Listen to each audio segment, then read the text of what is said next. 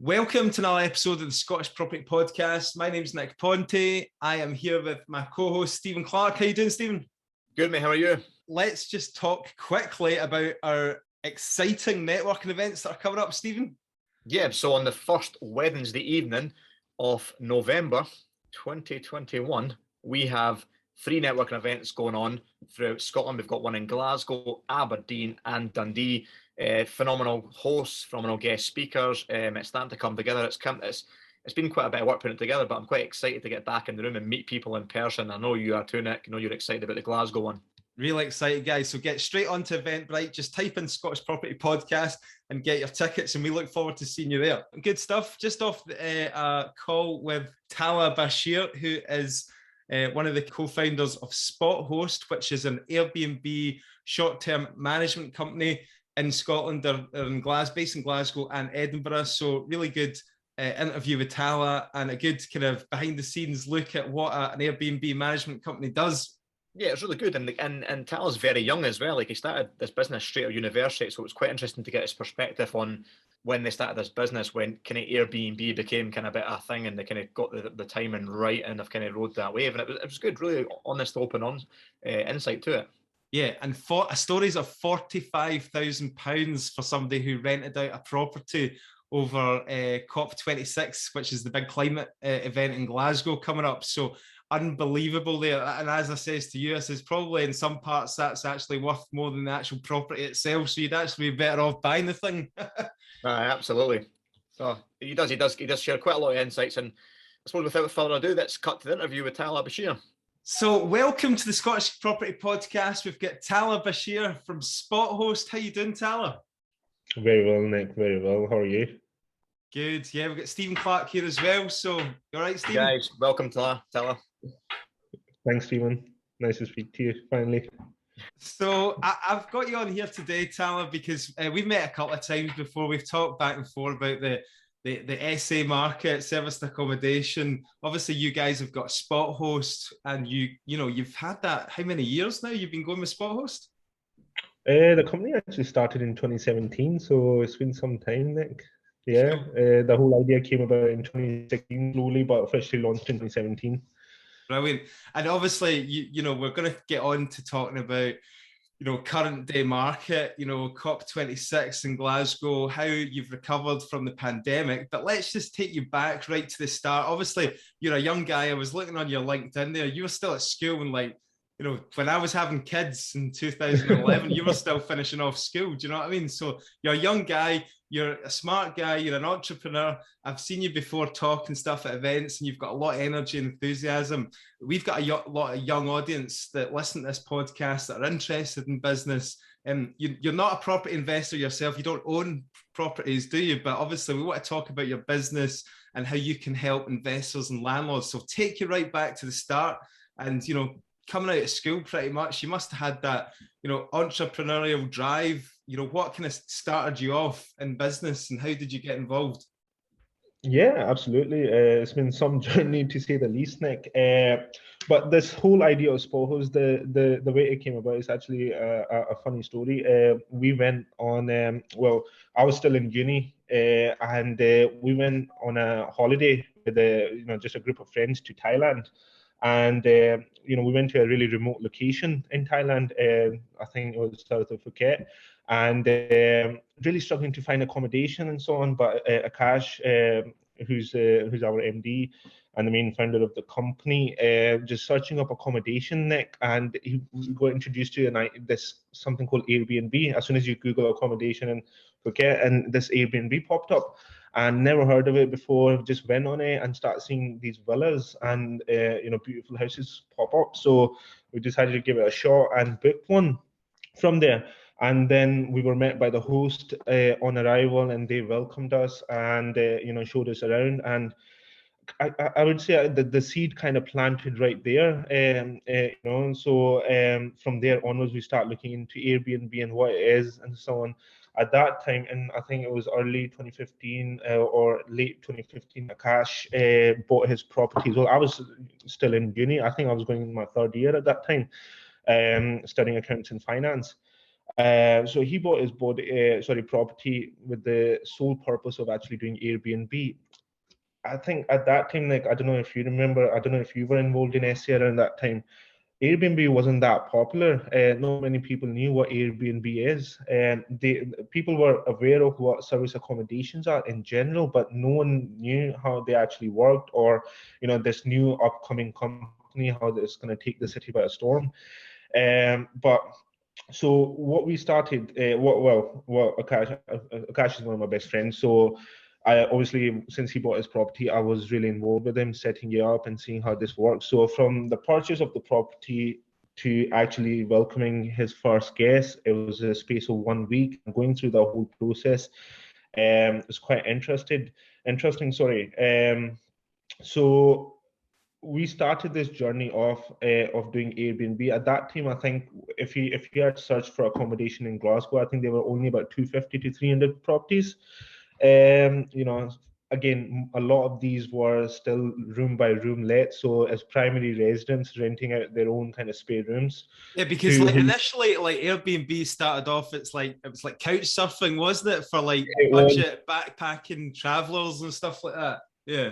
Exactly, and it's like any a person who owns a house, got a spare bedroom, they would take a couple of pictures on their smartphones and just upload it.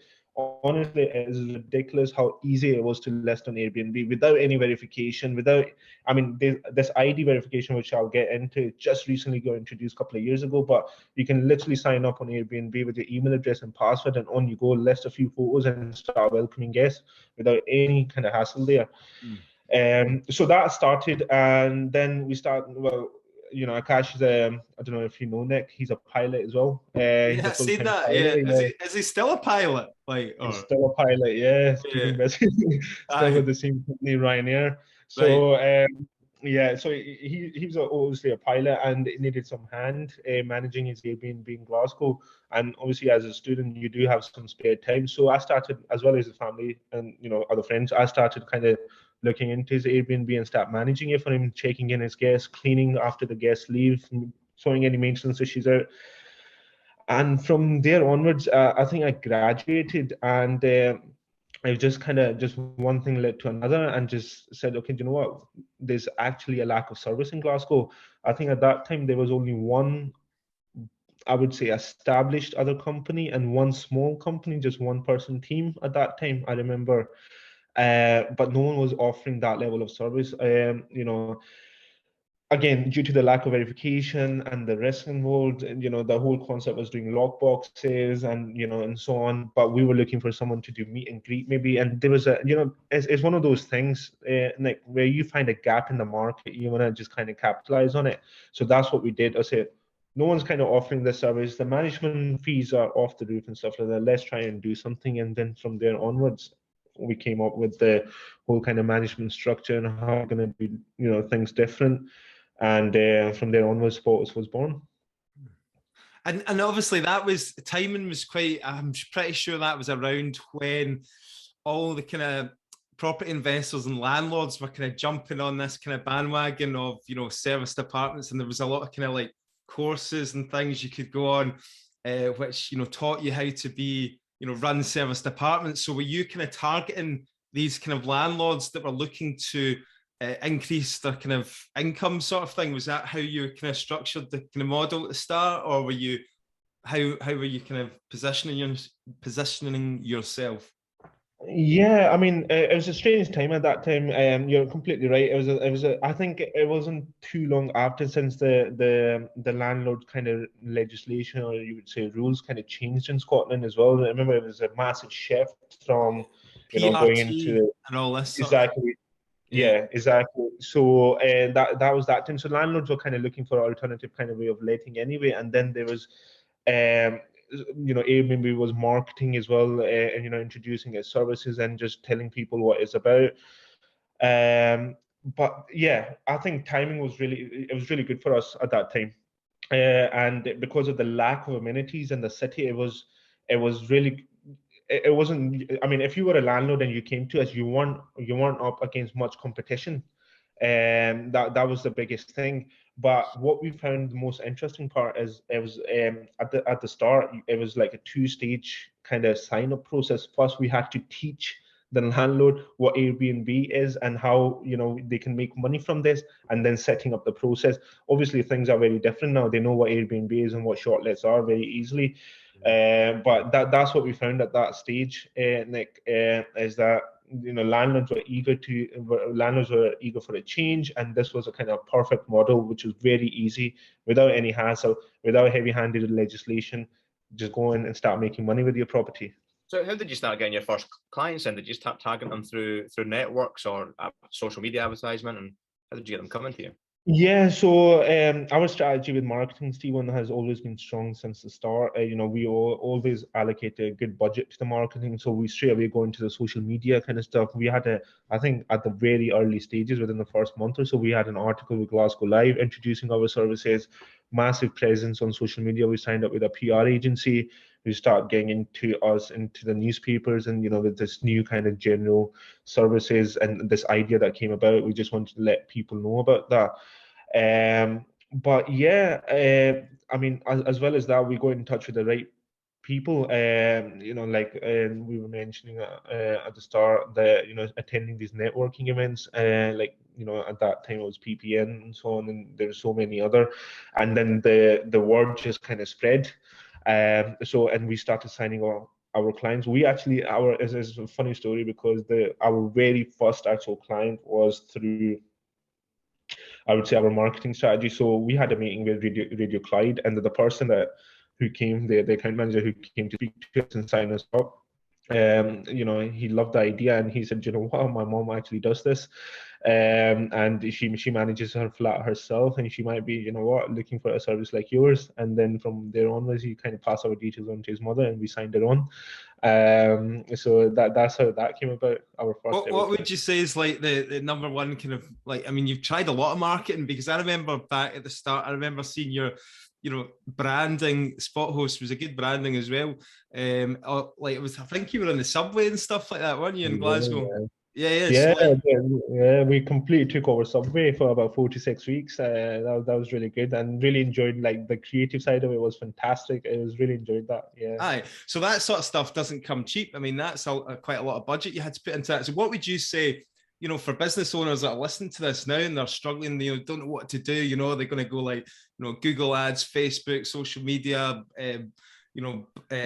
signs in the subway. What would you say has been the best kind of marketing or return on your investment and stuff as a business in terms of bringing in leads and customers? Yeah, no, so absolutely. Obviously, now, given all the experience that we've had, Nick, obviously my approach to marketing is slightly different. But at the start, I think it was important for us. So you have to kind of look at, who we were at the start, right? So I was a fresh student, just graduated, not much, actually not any experience in property world, actually, just renting all my life. Then on the other hand, you got Akash, who's a full-time pilot, just became a property investor and stuff like that. So we were coming into Glasgow in this property world with some very experienced people in it with not much experience. So we had to put ourselves out and make sure our brand gets recognized. So we thought, okay, you know what, let's spend some money on offline marketing. That's why we went kind of on the subway, on the buses, leafleting, you name it, we had it. And the main reason for that was not necessarily to get clients. Yeah, clients did come, but it was put our brand there. And just so people know it's a credible company. I mean, people were so surprised that, I mean, the average age in the start of the business was 20 or 21, at that stage. And we're coming in, taking on people's properties with not much, experience, but a lot of knowledge there, but just not experience. So we had to act like that we were an established business. And that's what the offline kind of marketing did for us, that this is a big company. We were VAT registered since the start. And we just plastered our posters, our logo everywhere. But the second part to it now would be online marketing. That's your Google ads, social media promos, and so on, like reviews and everything like that. I would still stick to this strategy. I mean, we wouldn't change anything if I was to go back, but right now we wouldn't focus too much on offline marketing, like subway, buses, and so on. The conversion rate is not as good as online. Yeah. I think the king of marketing right now is Google AdWords. Make sure, if someone searches your keyword in for a service that you're offering, you're number one and you're right at the top. And then that's how you get your clients. Cool. And sorry, Stephen, on you go. Like for a couple of young guys, like that's a huge outlay to be putting that marketing kind of budget and strategy together. Like, how did you kind of raise the finance for the marketing strategy, but what also kind of gave you the confidence that it was going to pay off and you're going to get a good return on your investment? It's quite.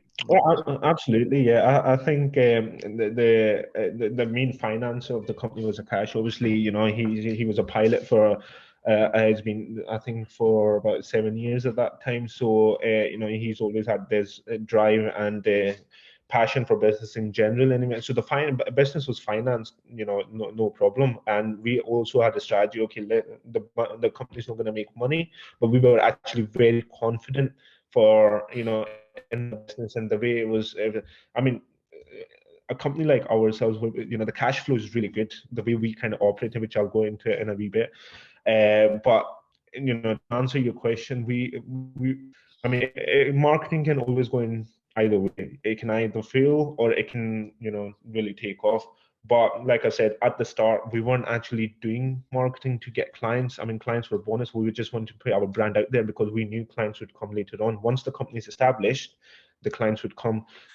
Right, so let's just get a wee bit into nuts and bolts of the actual kind of business model, if you don't mind. Without, obviously, you don't want to give too many secrets away, but let's just say, so the idea is you get the landlords, the property owner. Just explain how it all works, then just kind of the steps.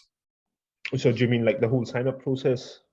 So basically, just how you make your money, like how you're making the income.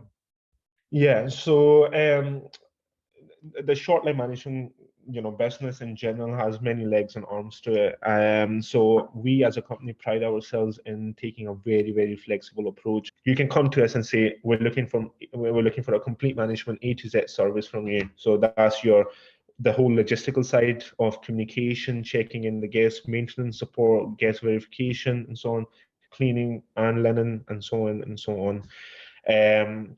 So that's your complete management, which we charge for 13.5%, plus VAT, and then there's a separate fee for cleaning, which is covered by the guest, and the linen, and so on. But then as a landlord, you can come to us and say, look, I'm happy to message my guests. I'm happy to check them in. I just need cleaning and linen covered. We also do that. As a landlord, you can come to us and say, look, I've got my cleaning and linen covered. You just message and communicate the guest. I'm just looking for that meet and greet service. I can't meet and greet my guest. Basically, you are taking a 13.5% management fee off the booking revenue. So if you stick a flat on Airbnb and you're managing that on behalf of the owner, and you make £100 a night on that top line, then you're taking the commission off of that. Is that right?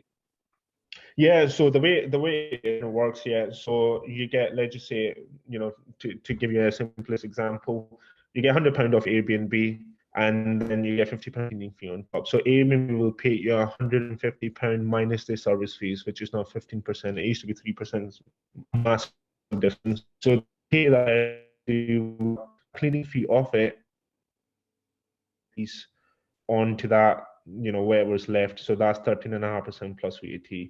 And then the cleaning fee, which was paid by the guest, gets charged, gets paid to the cleaners. And where the linen, the guest can actually pay for it, or it depends on how the landlord wants to do it. They can either charge the guest, or they might want to absorb it into their income. So that's how the fee structure works. Okay, and you advertise owners' properties on other portals as well, or just Airbnb? So we actually started only advertising on Airbnb now, but now we're on any all the big platform OTAs that you can think of, Booking.com, Expedia, Hotels.com, VRBO. We've got our own kind of Spot Apartments website as well, where we kind of market it towards contractors and so on. But with these big platforms like Expedia, VRBO, you got hundreds and hundreds of different affiliate websites where they market your properties on. So yeah, I mean, So I kind of know the answer to this question, right? Because I've run short-term lets and service apartments myself, right? But why would an owner choose you guys to manage it all and not do it themselves? Because obviously 13.5% off the top line is quite a chunk. So what do you feel like? Where do you feel like you bring the value? It's funny you say that, Nick. And we actually, it's a top secret here. We actually don't actually make any money from 13.5%. It's that low, just with the overheads and everything. It's actually one of the lowest in Glasgow. We actually make money from the, what we charge for cleaning and the linen and so on. You have to remember the most expensive part of running this. I mean, as a host as well, what's your biggest expense? What's your most time-consuming thing is if you want to offer meet and greet check-ins. Now, we offer this on 24-hour basis, so having staff available to cover these check-ins is a huge cost, and that would never be covered in your 13.5% management fee.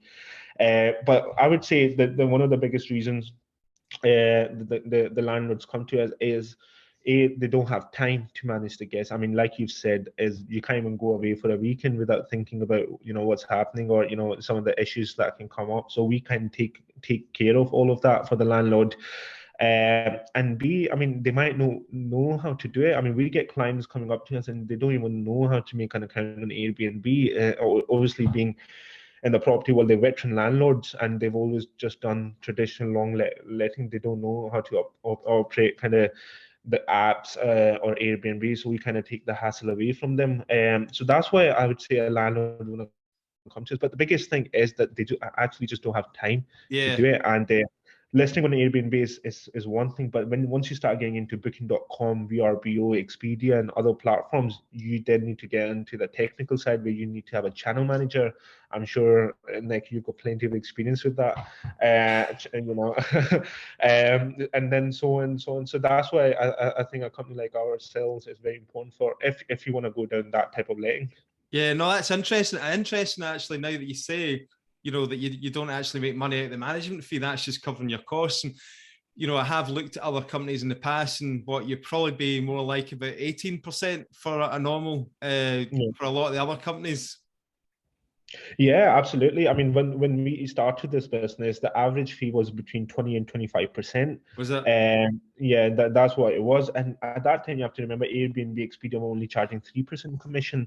But now obviously it's increased. But we came in and completely undercut the market because what we realized, you don't actually need to charge that much management fee. And obviously, as a business strategy, once you want to get, once you're new and you're coming into traditionally just want to undercut your competition, and so that's what we did there, and we realized that it works for us, and we make our money elsewhere, and we sell our services to the guests. We sell guest transfers, luggage storage, and so on and so on. So there's different legs to this. I mean, like, it's one of the things why I actually gave up the whole kind of Airbnb short-term lets and all that. I mean, it was making good money, but it got to a point where it was like the hassle factor. And, I looked at taking on a management company, but then I just thought by the time you take the management fee off and all the rest of it, I wasn't really left with that much more than what I would make doing it on like a long-term let. So that's part of the reason I went back. But are you, obviously, you're making it work for other owners. Otherwise, you wouldn't have been going, for 5+ years as a business. Do you know what I mean? So is there a certain type of property that is there a certain price point where you really need to get to as a property where it becomes worthwhile getting a management agent like yourself to deal with everything? Or, you're finding lower end properties that don't really work because if you're only getting £50 a night and so much of that's taken up the fees and management costs and all the rest of it, or who are you finding that this works for? That's interesting, Nick.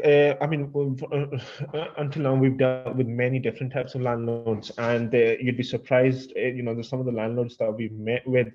They've had their properties on the market to find a long-term tenant for years. I mean, we signed up a client in Bells Hill once. This was about 3 years ago, and he had his property on sale for 2 years and didn't get any attraction. Came to us. We ran it as a SA, and ran his flat as an SA for 2 years and generated some money, and he eventually sold it. But he was just saying that I wish I found you guys 2 years ago, and I would have actually generated some money. Then we've also had clients who have properties in some areas in Glasgow, and I know for a fact those properties will not be taken by long lets for a lot of money. You'd be looking at 350 or 400 pound maximum per month. It's just the condition and the area and so on's property. But I mean, you can run that as an SA, as a budget kind of apartment in Glasgow, and be okay with it. But then where the landlords make the most money is, our biggest earners is, if you have a property in city centre with free parking, or West End with good, transport links, you're charging about 120 to 150 pound a night. Then if you get about 17 to 20 nights booked per month, you will make more money than you would on that property compared with long lets. Again, the only risky part of this business is not every month is the same. You can have a really great 3 months, but then it starts dipping down, and then you kind of have to factor in the winter months, January, February, March, even what you find in your average occupancy rate is for these properties, Tal? So our occupancies, if you look at it across the year, it's between 60 and 70%. That's across. You get some properties that don't get many bookings. You get fully booked, like properties with 26, 27 nights booked a month. So we get about, strangely enough, since the COVID restrictions eased, we've managed to kind of, our average occupancy has been about 73% across the board. That's just with the boom in the staycations, and people have not traveled for so long, and we were not expecting it. We didn't plan for it. We didn't have enough resources. We didn't have enough staff to kind of cope with this demand, and we got hit by a ton of bricks. But it was obviously business is welcome, but we were not prepared. We didn't expect to see that demand coming back so quickly. So we actually, for the landlords, since the COVID restrictions eased, it's been a really good time, and everyone, people have made really good money, Stephen. That's interesting. Do you find the company lets are successful with kind of, like you said, city centre with parking, accessible, people can kind of travel for work but park their vehicle, their works van, all that kind of stuff like that? Is that quite a popular demographic for you? Yeah, I mean, from our experience now, because the market is so saturated, or it was at one point with Airbnb, you have to find, because you get now thousands of properties with 2-bedroom and 2-bathroom in city centre. Everybody's doing that with Airbnb now. How do you differentiate your property from the rest, right? Okay, you can provide free parking with your property in city centre. Not many properties have that. It costs extra. You've got other facilities that you can provide. So at one point, because of the saturation, you had to go down that route. Okay, how well you can differentiate. Otherwise, you'd be charging the same kind of price, with the rest, and there's no guarantee of the occupancy at that point. When there was a huge boom in Airbnb, which I would say was in 2019, there was, I think, about 4,000 listings in Glasgow. What we found was the properties in city centre and the West End, your popular kind of locations, weren't as busy as the properties in the south side, in the Govan Hill type of area. Shawlands did really well at one point.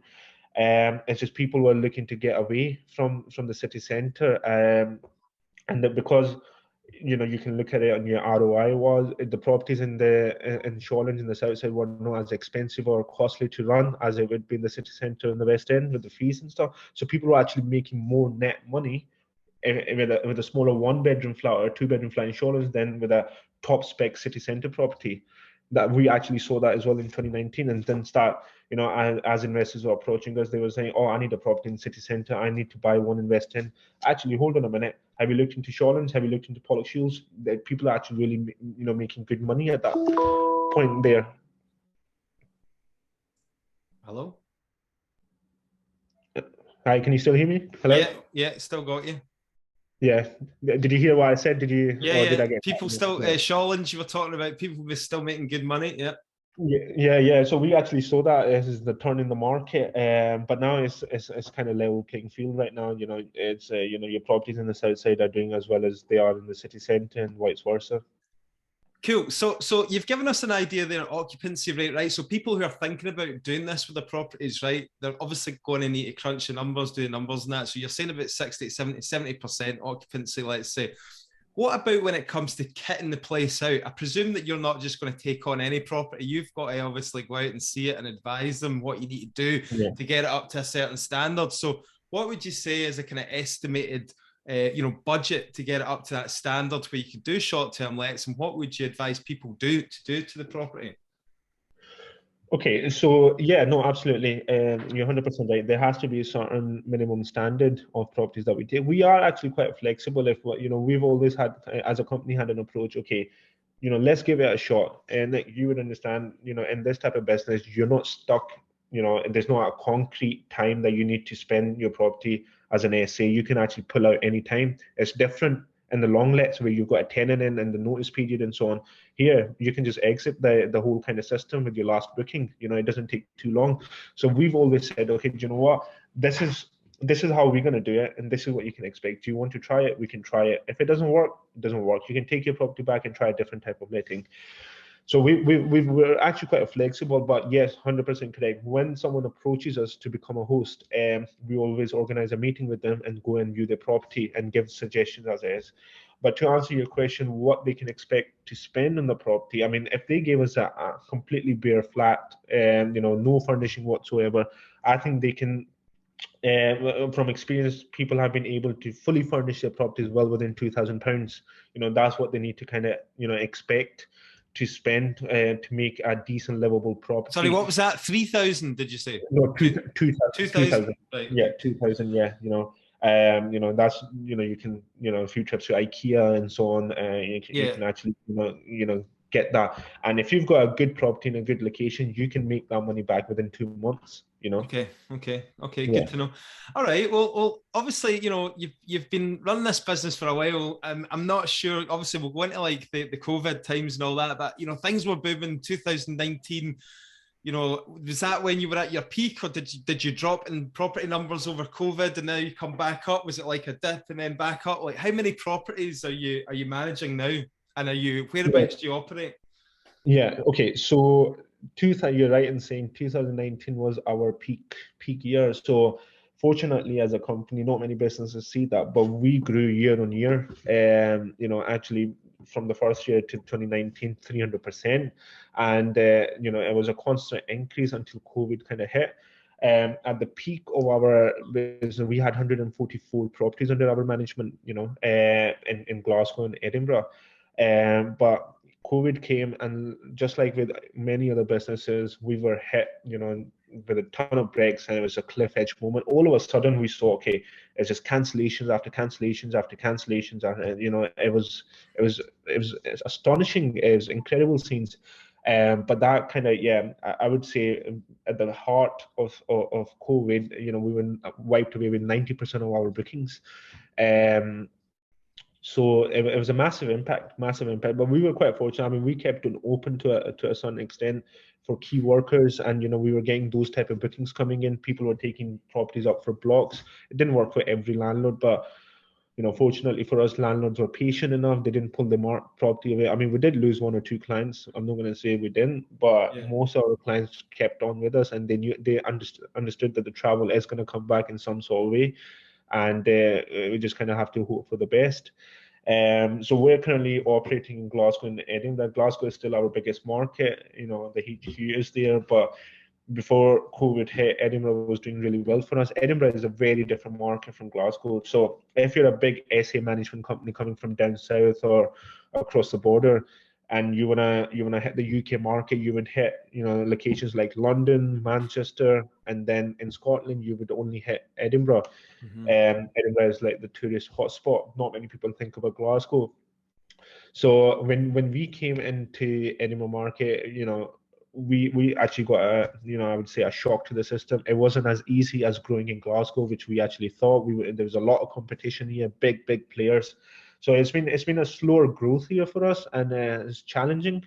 But Glasgow has been, if you're an investor, you would think, okay, or you're a landlord, you wouldn't think there's a huge difference between two markets. It's a 45-minute drive down, 30 minutes train. What could be the main difference? But it's a huge difference in the market, the type of prices that you sign, and even the landlord types that you get here.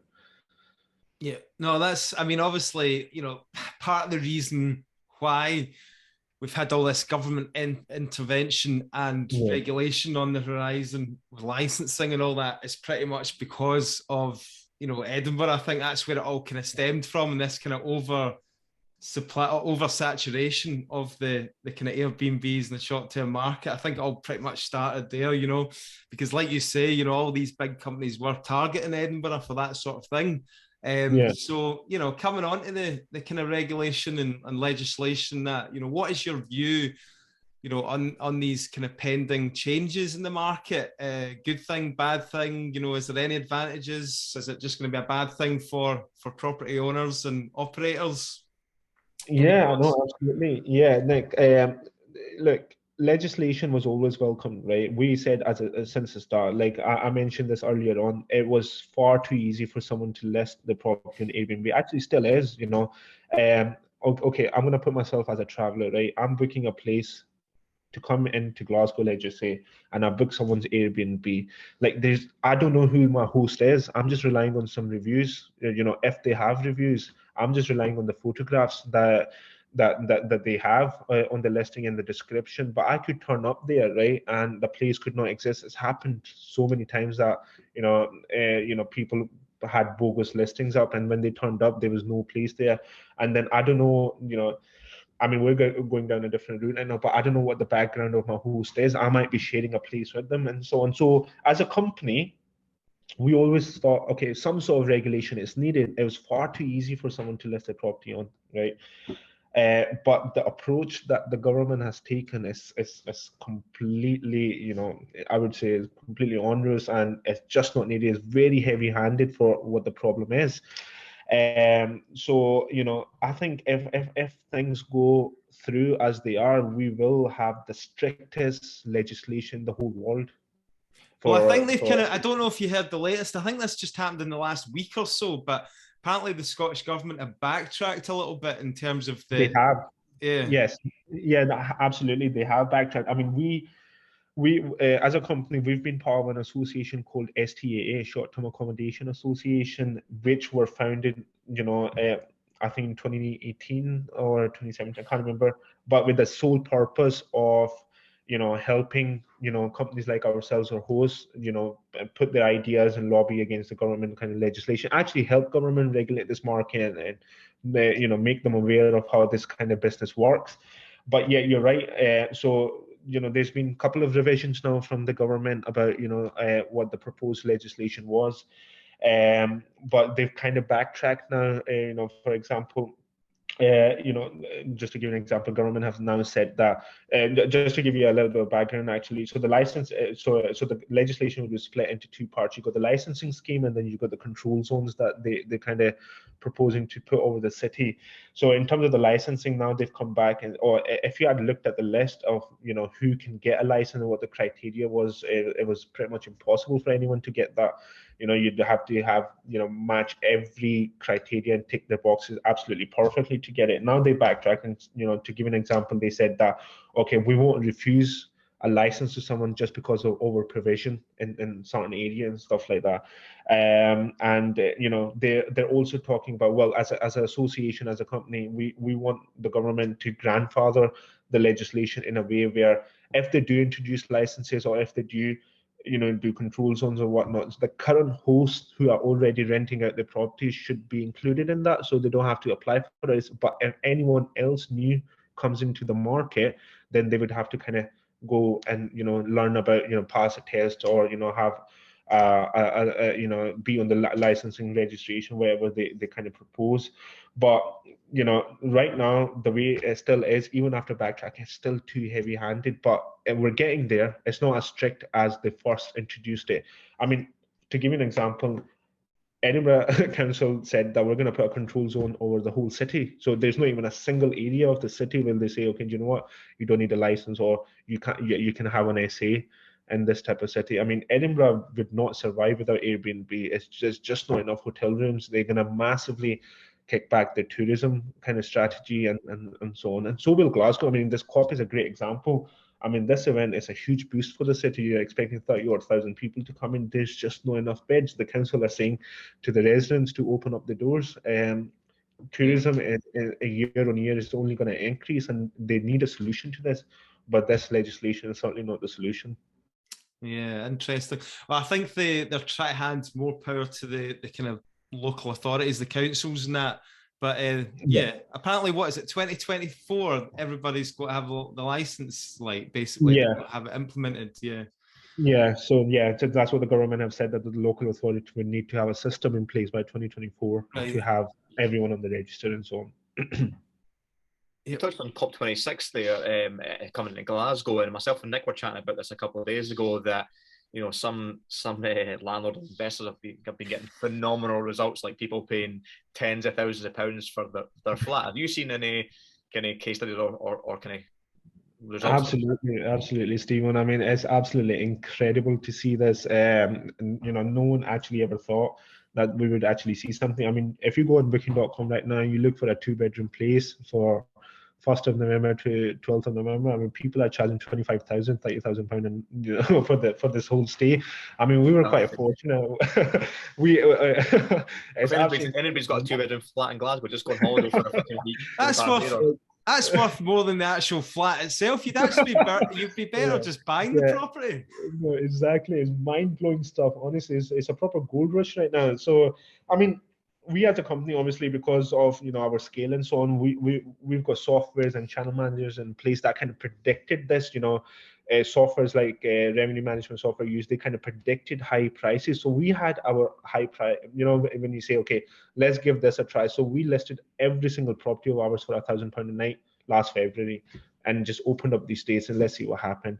And people started booking it. Honestly, people just in 2 weeks, block bookings started coming in, and we were laughing and just thinking, there's no way these bookings are going to stick. They're just trying to make sure that they have somewhere to stay, and then they'll just cancel it. But yeah, I mean, those bookings started coming in, and then again, I mean, not every flat is booked for the whole period, we've got some good properties which are booked from the 31st and the 1st of November to the 12th of November, and they're paying about £15,000 and so on. And the landlords would walk away after all the fees with £8,000-9,000. It's still good money for that 2 week. But then you got those those properties where you've got 2 nights or 4 nights booked in that period, but still they're paying £1,000 a night or £1,200 a night, and they're still walking away with a good chunk of money. And what we're going to start doing is lowering our prices now, so still get maximum occupancy, but obviously the prices won't be the same. So what you're telling us, Talha, if Nick still stuck by his SA units that he had in Glasgow right now, he probably would have made about 100 grand in a week. Yeah, absolutely. Oh man, it's not too late, is it? I've still got a week to go, mate. I'll just evict all my tenants. So let me put this to you guys then, because obviously you are right in the heart of Glasgow in this, which is a kind of unprecedented opportunity. Nick, I'm assuming you've not got any stock on your management rental portfolio. Could you look at opportunities like that? And if anyone's got something that was sticking on the market, wasn't selling, would you guys do like a kind of rent to rent for a week, basically go and kit out, spend a couple of grand, kit out, but make I don't know, 10 grand, 15 grand, whatever you can get for these things? We actually had this conversation the other day, Talha, because I gave you a wee call because I had one that I thought might be suitable for it. But like you said, just go on booking.com at the moment, and there's a lot of people kind of last minute players to the market, isn't there, that are throwing their flats on, and the kind of cost and the price seems to have kind of dropped down quite a bit. And then you've got to think, is it actually worth the hassle with kitting it out? So what's your thought? No, absolutely. It's been quite interesting, Nick and Stephen. I don't know why. Obviously, the CoOp thing has been announced for years now, and people knew about it, or we certainly knew about it for like 6-7 months, a whole year. But all of a sudden, right? I don't know what happened, what they did with marketing, or how they're marketing it. For the last 2 weeks, we've been, getting people just, try and just give us their properties. All of a sudden, they said, okay, here's my property. Can you list it? Can I get this booking installed? But you're just far too late into and you're far too close to the event now for us. It's the press coverage, mate. I think it's press. Glasgow Live, the Herald had a headline the other day. Somebody was listing a property for £100,000 or something like that. Crazy. So as soon as it gets into the mainstream media, people are like trying to latch on. Not even investors or landlords. We're talking about I got a LinkedIn message from a guy that I used to work with the other day. It was like, oh, we're thinking about renting a flat out for the 2 weeks. You know, like, we're going to stick it on booking.com. My mate did it, and he's getting, you know, £600 a night or something like that, you know? So Yeah, that's no, what. absolutely. I mean, no, you're 100% right. Look, if you, what I mean, we've started turning away people now. I mean, I don't think, especially these newcomers, and they just try and make the most of this opportunity, don't realize what the process of actually listing your property is. They think it's like a couple of hours work. It's really not. There's certain criteria you need to meet, and then there's professional photographs that we need to send, you know, to take of the property, then write the listing up, get the keys cut, and so on and so on. It's a whole process involved in there. It's not a couple of hours work. And by the time that you go through this process and you're so close to the event now, you might just not get that booking. I mean, what's the point in going through the hassle where you have to just, you know, lower your prices to 100 or 200 pound a night because you just want to secure a booking now if it's so close to the event? So it's just not worth it. I mean, we're still taking properties on, but now we've started to introduce an onboarding fee of, let's just say, £400 or £500, and just say, okay, do you know what? Yeah. We'll try our best to get you the booking, and if you do get the booking, happy days. You know, it's easy money for you. If you don't get the booking, then we'll slash our fees to 50%.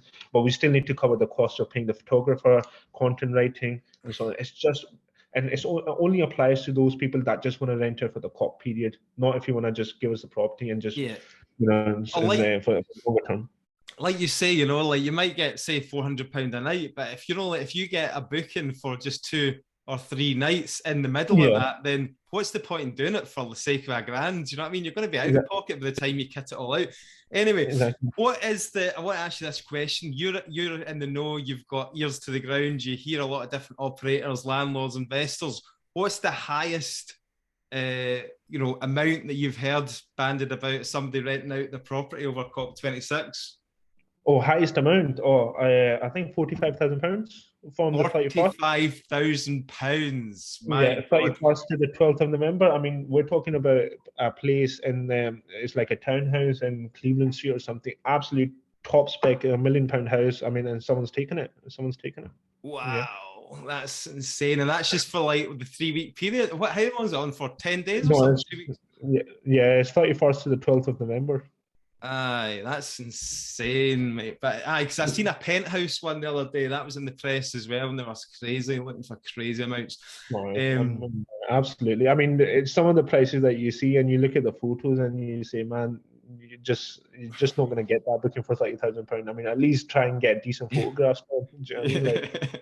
Like... Okay, right. We need to watch our time here, but I got a couple of wee kind of questions just to end on a bit of a light-hearted note. You know, obviously you're dealing with guests. You know, one of the reasons I get put off the whole thing came out of it was because, you know, you're basically in the hospitality sector. Do you know what I mean? And you've got these people coming that can be quite demanding. You're basically a hotel service, you know, reception 24 hours a day, calls, this, that, and the next thing. What's the kind of, have you got any funny stories or any kind of strange situations that you found yourself in dealing with some of these guests? Oh, we get this all the time, honestly. Like, you know, you'd be surprised. I mean, I think the biggest thing is the cultural difference. You know, obviously we get the guests from all around the world, and what we find quite funny and astonishing sometimes is the guest entitlement. You know, when they book something, they think they're entitled to a lot of things, right? So the biggest thing that we get people shouting at us for is, it clearly says our properties are, you know, you can check in from 3 o'clock onwards, right? But they decide to book a flight which arrives at 7 a.m. in the morning, and they expect to be in that property by 8 o'clock. No ifs, no buts. You know, they've paid that much money. You knew my flight was landing at this time. I need to be, like, we've got guests staying there. They're going to check at 10 o'clock. We're going to clean the place and check them in. And honestly, the amount of tantrums that people throw over that. But actually, the funny thing what happened was that one of the guests that booked with us, you know, we on our listings, I wouldn't say advertise, we're not too commercial on our listings, just try and keep the homely touch.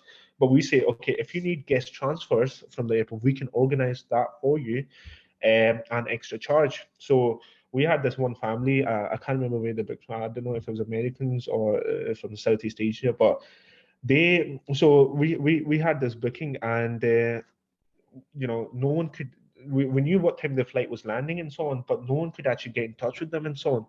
And we thought, okay, I don't know what's happened. They've not arrived, and it's been pretty much 8 hours since, you know, we're in the evening time now.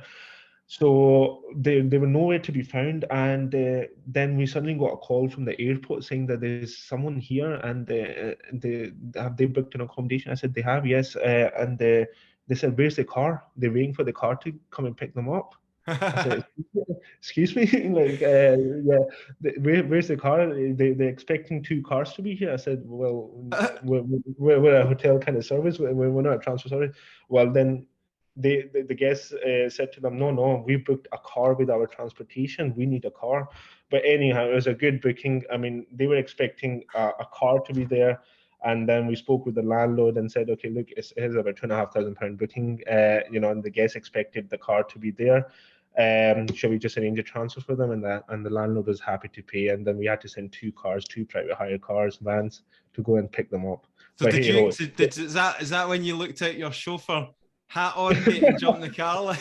Well, we've done that as well, actually. You know, I think Akash had to once go pick up I mean, they just pleaded and begged, and they said, okay, I can't do this. You know, I don't have any money. I'll sort you out later. Could you just send someone to just pick me up?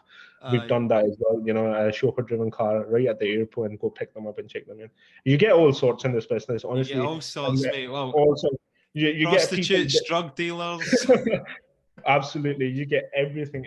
We've had everything. You name it. Excellent, mate. Excellent. Okay, Stephen, you want to wrap it up? No, that's good. It's covered quite a lot, actually. It's been really good.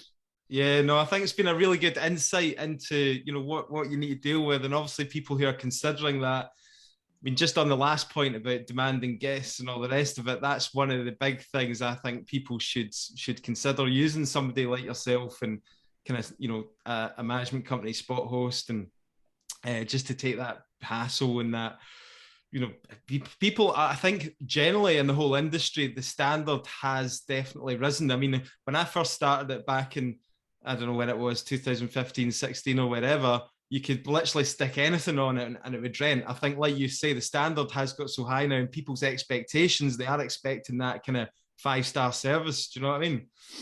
No, absolutely, yeah. And plus, with this legislation coming, the standard's only going to increase. For, you know, as soon enough, Airbnb will start asking for verifications, and all these different, you know, tax rules are slightly changing and stuff. But yeah, I would say, you know, you can always do it yourself. You know, if you just want to rent on Airbnb, you can always do it yourself. But it is a full-time job. You can't have a business or a job and still run an Airbnb. You need people like ourselves, or companies like ourselves, that can take the hassle away from you. Yeah. You know, if that's you, then yeah, we're right here for you, and we can definitely help you out. Excellent. What's the best way to get in touch with yourself? So you can just search our company on Google, Spothost, and you know, all our contact details are there. Our number is 0141 386 1886, yeah, just, you know, we're on Instagram, Facebook, Twitter, and all the social media platforms. You can find myself on LinkedIn as well. And then if you've got any questions, you can always get in touch. Happy to help. Brilliant. Excellent. Thanks very much for your time today, Talha. Speak to you soon. Thanks a lot, Talha. No problem, Stephen. Pleasure. Thanks for inviting me. Cheers. Bye-bye.